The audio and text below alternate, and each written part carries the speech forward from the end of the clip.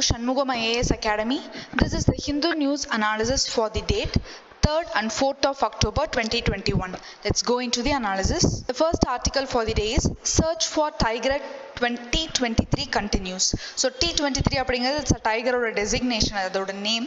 So அந்த T23 tiger என்ன பண்ணியிருக்கு அப்படின்னா நிறைய அதாவது ஹவுஸ் ஹோல்ட் ஏரியாக்குள்ளே என்டர் ஆகி நிறைய வில்லேஜஸை வந்து it has killed 2 or 3 villages. So அதனால் அந்த ஒரு எலிஃபெண்ட்டை தான் வந்து சர்ச் பண்ணிட்டு இருக்காங்க with the help of 2 kumki elephants. So அது எந்த ஏரியாவில் அப்படின்னா முதுமலை டைகர் ரிசர்வ் ஏரியாவில் தான் நடக்குது. So here we have to know about Mudumalai tiger reserve. So Mudumalai tiger Reserve is located in Nilgiri district. Mudumalai Tiger Reserve is located in the Nilgiri district of Tamil Nadu tri-junction area la irukku. Adhaavadhu 3 states oda tri-junction la Karnataka, Kerala and Tamil Nadu அப்படிங்கற 3 states oda tri-junction la irukku.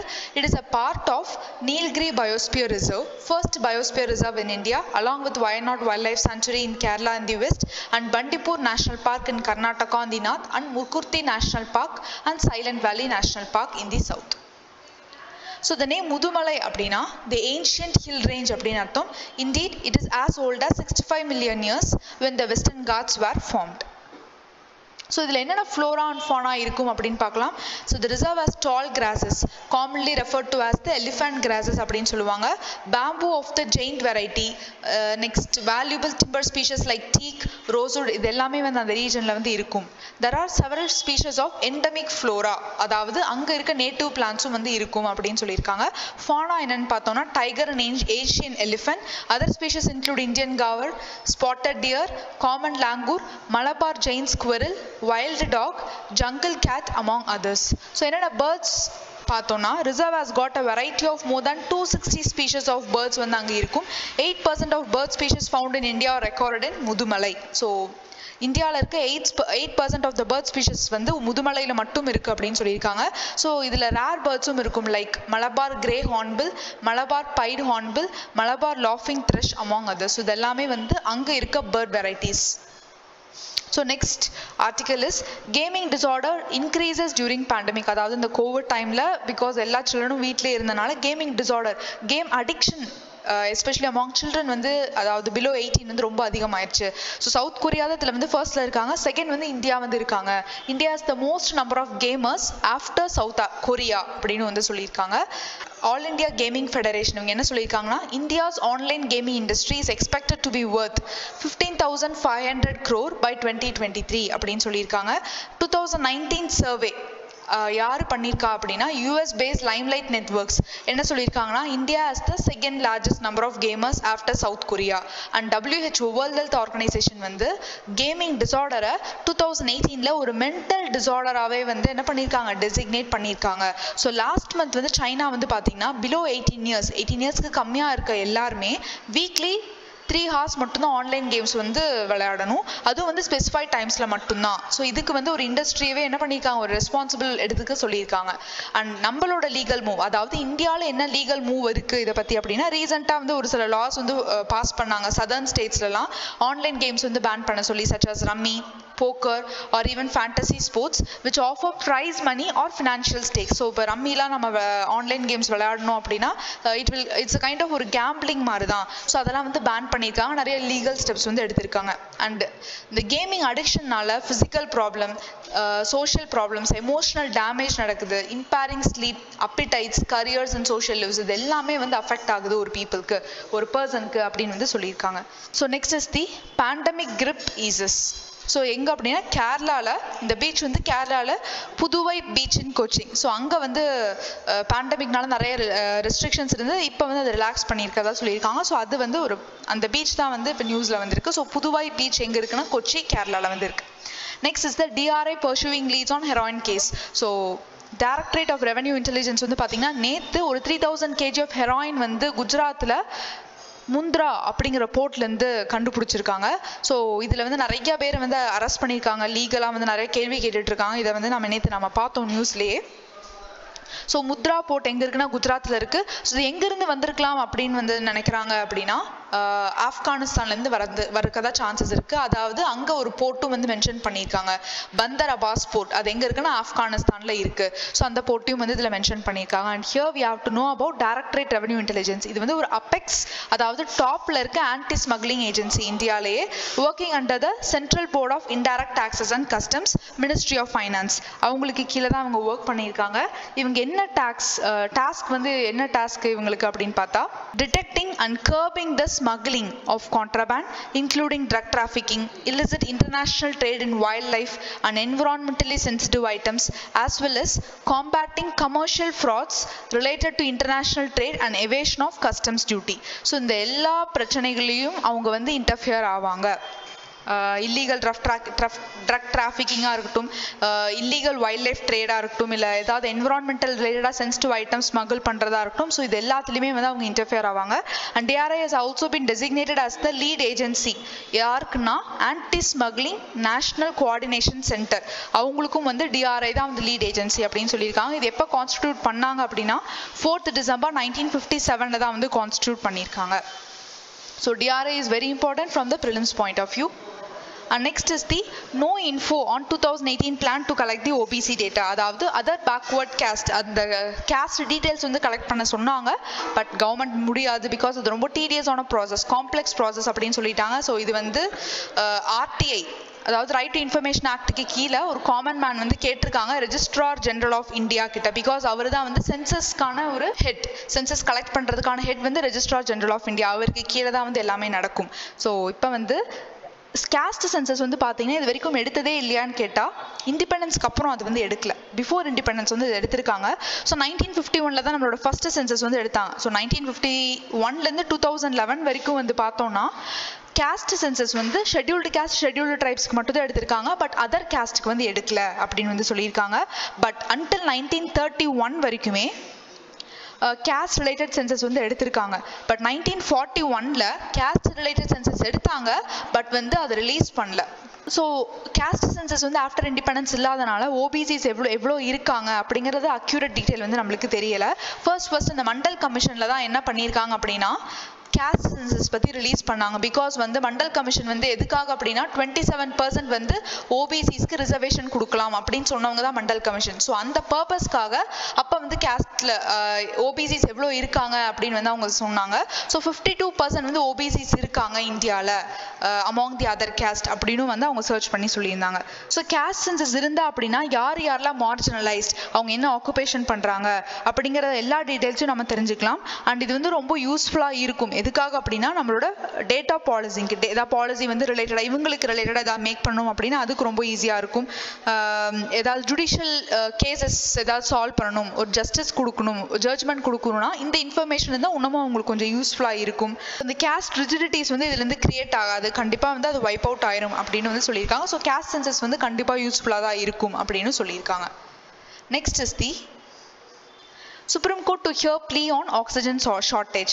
So இந்த oxygen shortage வேற, நாம ரெகுலராக breath பண்ணிட்டு இருக்கிறது வேற. So இது வந்து பார்த்தீங்கன்னா லிக்விட் மெடிக்கல் ஆக்சிஜன் சொல்லுவாங்க. ஸோ நம்மளோட ட்ரீட்மெண்ட் பர்பஸ்க்காக கோவிட் டைம்லலாம் யூஸ் பண்ண ஆக்சிஜன் சிலிண்டர்ஸ் எல்லாம் இருக்கு இல்லையா, ஸோ அதில் இருக்கிறது வந்து லிக்விட் மெடிக்கல் ஆக்சிஜன் தான். ஸோ அந்த ஆக்சிஜன் ஷார்ட்டேஜ் படி அதனால தான் நிறைய கோவிட் டெத்ஸ் வந்து செகண்ட் வேவ்ல நடந்திருக்கு அப்படின்னு சொன்னாங்க. ஸோ அதனால சுப்ரீம் கோர்ட் அது ரிலேட்டடாக நிறைய பேர் கேஸ் ஃபைல் பண்ணியிருந்தாங்க சுப்ரீம் கோர்ட்டில். அதை தான் சுப்ரீம் கோர்ட் வந்து இன்னைக்கு ஹியர் பண்ண போகிறாங்க அந்த கேஸ் தான். ஸோ லிக்விட் மெடிக்கல் ஆக்சிஜன் பற்றி டெஃபினட்டாக தெரிஞ்சிருக்கணும். ஸோ இது வந்து ஒரு ஹை பியூரிட்டி ஆக்சிஜன், நம்மளோட ஹியூமன் பாடிக்கு ரொம்ப சூட்டபிளாக இருக்கும். நிறைய மெடிக்கல் ட்ரீட்மெண்ட்ஸ்க்கு வந்து இது யூஸ் பண்ணுவாங்க. இட் ப்ரொவைட்ஸ் அ பேசிஸ் எதுக்குன்னா for virtually all modern anesthetic techniques restores tissue oxygen tension by increasing the oxygen availability, aids cardiovascular stability, etc. So the World Health Organization includes in the liquid medical oxygen a list of essential medicines. அதுக்கு கீழே தான் வந்து என்ன பண்ணுறாங்க, இதை include பண்ணுறாங்க. According to Drug Prices Control Order 2013 13 படி LMO is placed under the National List of Essential Medicines. இந்தியாவில் இது வந்து இப்போ நேஷனல் லிஸ்ட் ஆஃப் எசென்ஷியல் மெடிசன்ஸ்க்கு கீழே தான் இருக்குது லிக்விட் மெடிக்கல் ஆக்சிஜன். அதே மாதிரி WHO கீழேயும் லிஸ்ட் ஆஃப் எசென்ஷியல் மெடிசன்ஸ்க்கு கீழே தான் இருக்குது. ஸோ எதனால ஷார்ட்டேஜ் ஆகுது லிக்விட் மெடிக்கல் ஆக்சிஜன் அப்படின்னு பார்த்தோம்னா அதுக்கும் ஒரு சில ரீசன்ஸ் இருக்குது. ஃபர்ஸ்ட்டு ப்ரொடக்ஷன் பிளான்ஸ் வந்து ரொம்ப டிஸ்டன்ஸில் இருக்குது. அதாவது ஒரு டேங்கர் வந்து அந்த லிக்விட் மெடிக்கல் ஆக்சிஜன் டிரான்ஸ்போர்ட் பண்ணணும் அப்படின்னா it will take around 6 to 7 days வந்து ஆகுது. அது ஒரு ப்ராப்ளம். அதுக்கப்புறம் லிமிட்டட் டேங்கர்ஸ் தான் இருக்கு. அதாவது நமக்கு தேவைப்படுற லிக்விட் மெடிக்கல் ஆக்சிஜன் பார்த்தீங்கன்னா நிறைய தேவைப்படுது, நிறைய டன்ஸ் தேவைப்படுது. ஆனால் டேங்கர்ஸ் அவைலபிலிட்டி அதை டிரான்ஸ்போர்ட் பண்ணுறதுக்கு ரொம்ப கம்மியாக தான் இருக்குது. அது ஒரு ரீசன். அண்ட் கம்பெனிஸ் யாருமே they are hesitant to buy the tankers. So ஏன் ஹெசிடேட் பண்ணுறாங்கன்னா இந்த டேங்கர்ஸ் அப்படிங்கிறது நார்மலாக நம்ம தண்ணி கொண்டு வர டேங்கர் அந்த மாதிரி கிடையாது. இது வந்து பார்த்தீங்கன்னா it's a cryogenic tanker. So கிரையோஜெனிக்னா வந்து கோல்டு டேங்கர்ஸ் அப்படின்னு வந்து சொல்லுவாங்க. ஸோ அந்த டெம்பரேச்சர் வந்து மெயின்டைன் பண்ணிகிட்டே இருக்கணும், அந்த கோல்டு டெம்பரேச்சர் மெயின்டைன் பண்ணிகிட்டே இருக்கணும். ஸோ அந்த ஒரு கிரையோஜெனிக் டேங்கரோட காஸ்ட் வந்து பார்த்தீங்கன்னா 50 lakhs வந்து ஆகும். அண்ட் அந்த கிரையோஜெனிக் டேங்கர் வந்து இதுக்கு தான் யூஸ்ஃபுல். திருப்பி இந்த கோவிட் முடிஞ்சதுக்கப்புறம் அந்த டேங்க்கு வந்து யூஸ்ஃபுல் எந்த ஒரு யூஸும் கிடையாது. ஸோ எல்லா கம்பெனிஸும் அதில் வந்து இன்வெஸ்ட் பண்ணுறதுக்கு ரொம்ப ஹெசிடென்ட்டாக இருக்காங்க. அது ஒரு ரீசன். அண்ட் பிளாக் மார்க்கெட்டிங் வந்து நிறையா நடந்தது. நாமளே வந்து நியூஸில் பார்த்தோம், எஸ்பெஷலி டியூரிங் கோவிட் டைமில். அண்ட் நிறைய லீக்கேஜ் ஆகுது ஆக்சிஜன் டேங்க்ஸ், அதுவும் one of the reason. So இதுக்கு ஏதாவது ஸ்டெப்ஸ் கவர்மெண்ட் எடுத்தாங்க அப்படின்னா எஸ் எடுத்தாங்க. ஆக்சிஜன் எக்ஸ்பிரஸ் அப்படிங்கிற ஒரு சிஸ்டம் கொண்டு வந்தாங்க. விச் மீன்ஸ் ஆக்சிஜன் ட்ரெயின்ஸ் இப்போ வந்து டேங்கர்ஸ்க்கு பதிலாக அந்த ஆக்சிஜன் கேரி பண்ண ட்ரெயின்ஸே வந்து என்ன பண்ணாங்க, இன்ட்ரடியூஸ் பண்ணாங்க. நிறைய ஷட் டவுன் பண்ணியிருக்க பிளான்ஸ் வந்து என்ன பண்ணாங்கன்னா ரீஸ்டார்ட் பண்ணாங்க. ஃபார் எக்ஸாம்பிள் தமிழ்நாட்டில் கூட ஸ்டெர்லைட் பிளான்ட் இன் தமிழ்நாடு வந்து ஆக்சிஜன் மேனுஃபேக்சர் பண்ணுறதுக்கு மட்டும் 4 months மட்டும் ஓப்பன் பண்ணியிருந்தாங்க. அதே மாதிரி ஏர்ஃபோர்ஸ் இருக்காங்க இல்லையா, ஸோ அவங்க வந்து with help of their air force use பண்ணி என்ன பண்ணாங்கன்னா அந்த எம்டி ஆக்சிஜன் டேங்கர்ஸை வந்து லிஃப்ட் பண்ணுறது, ஸோ அந்த மாதிரியான விஷயங்களும் வந்து சப்போர்ட் பண்ணாங்க. ஸோ இது எல்லாமே வந்து கவர்மெண்ட்டோட steps with regard to oxygen tankers. So that's all about this particular topic. Next is the British era bungalow is home to Brahmaputra heritage centre. So அது வந்து ஒரு ஸ்காட்டிஷ் டைப் வுடன் பங்களோ 1850 வந்து கன்ஸ்ட்ரக்ட் பண்ணாங்க பிரிட்டிஷர்ஸ். ஸோ அது வந்து பார்த்தீங்கன்னா இப்போ வந்து அதை வந்து ஒரு ஹெரிட்டேஜ் சென்டராக வந்து சேஞ்ச் பண்ணிட்டாங்க. ஸோ அதை தான் வந்து இந்த பர்டிகுலர் ஆர்டிக்கலில் கொடுத்துருந்தாங்க. So here battle of Saragarhi அதை பற்றி சொல்லியிருந்தாங்க. So definitely we have to know about that battle. So battle of Sariagat அப்படினா இது வந்து ஒரு நேவல் பேட்டில் 1671ல ஃபாட் பண்ணாங்க. யாருக்கும்னா முகல் எம்பையருக்கும். அந்த Mughal empire is led by Kachhwaha king Ram Singh one and Ahom kingdom, அதாவது அசாம்ல இருக்க கிங்டம் தான் வந்து அஹோம் கிங்டம் அப்படின்னு சொல்லுவாங்க. Lachit Borphukan on the Brahmaputra river Saraighat. So Saraighat அப்படிங்கிற பிரம்மபுத்ரா ரிவர்ல தான் இது வந்து ஃபைட் பண்ணாங்க. ஸோ இப்போ வந்து அது எங்கே இருக்குன்னா now in Guwahati Assam India அந்த ரீஜன்ல தான் வந்து இருக்கு. பட் அஹோம் ஆர்மி வந்து வீக்கராக இருந்தாலும்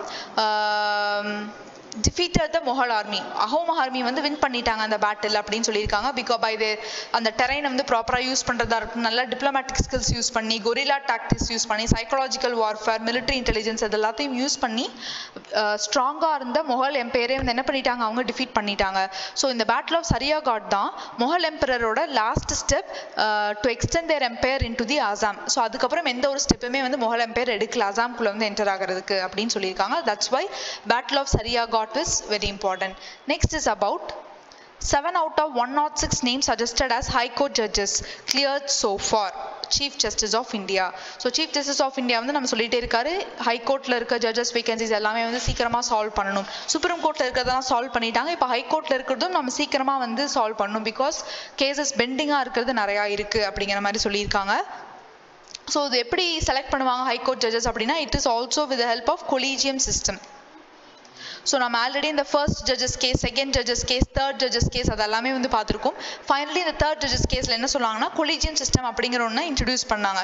so chief justice of India plus 2 senior most judges of the supreme court, இவங்க 3 பேரும் சேர்ந்து யாரோட நேமை ரெக்கமெண்ட் பண்ணுறாங்களோ அவங்கள தான் பிரசிடென்ட் ஹை கோர்ட் ஜட்ஜாக என்ன பண்ணுவார், அப்பாயிண்ட் பண்ணுவார்.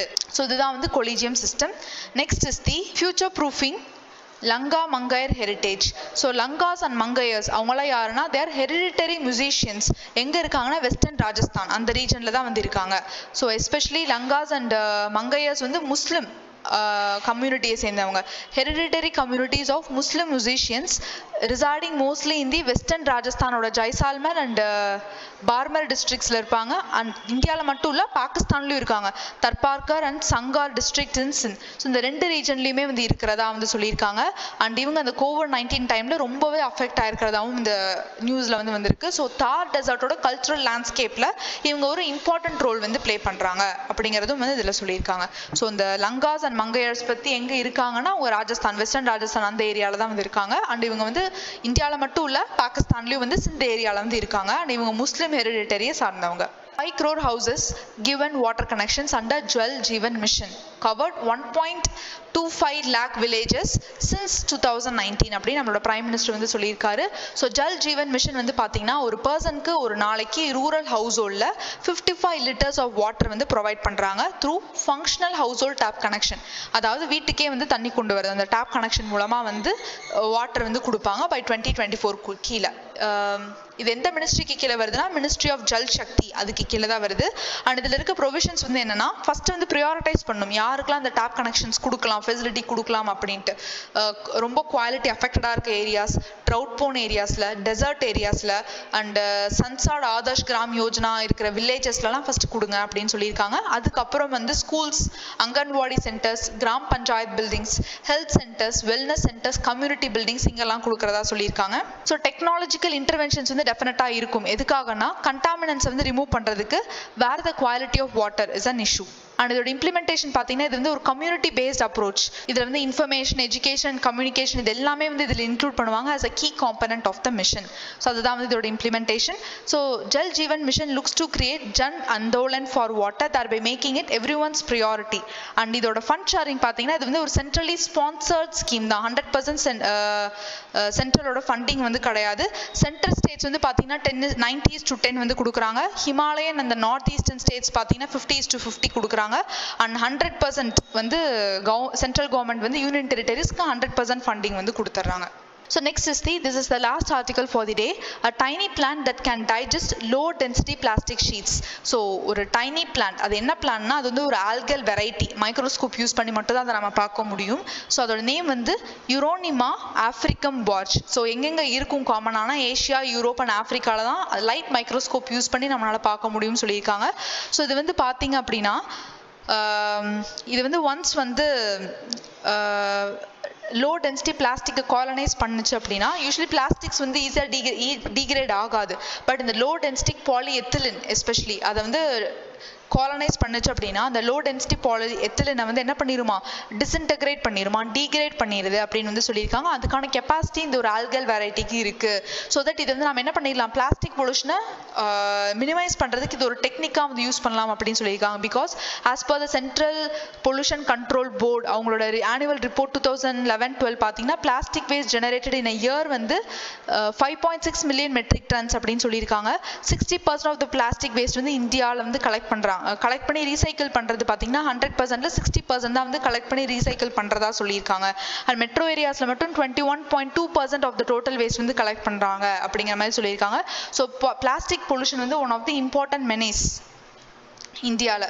ஸோ டெஃபினட்டாக வந்து அந்த ஆல்கேவ் யூஸ் பண்ணி நம்ம அந்த லோ டென்சிட்டி பாலிஎத்திலின்லாம் என்ன பண்ணிடலாம் டிஸ்இன்டகிரேட் பண்ணிடலாம் அப்படின்னு வந்து சொல்லியிருக்காங்க. So this is about this particular article and this article is related to science and technology. Because அந்த டெக்னாலஜி யூஸ் பண்ணி அதை டிஸ்இன்டகிரேட் பண்ணியிருக்காங்க இல்லையா. ஸோ அது வந்து science and technology point of வியூவில் இந்த article is very important. So that's all for today's in the news analysis. Thank you.